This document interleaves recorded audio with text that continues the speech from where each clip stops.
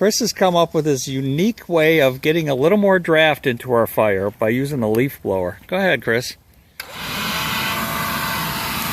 A little closer.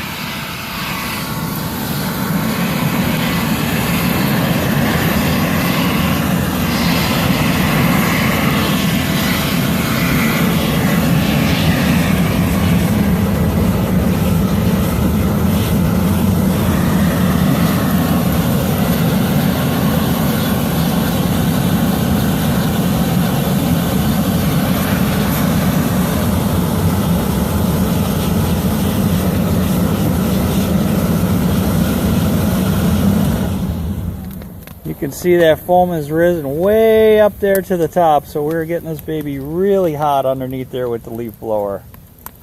So, a unique way of generating a lot more heat in case your draft is a little slow, or maybe your wood's a little damp, or you just want to get things done a little faster. Good tip, Chris.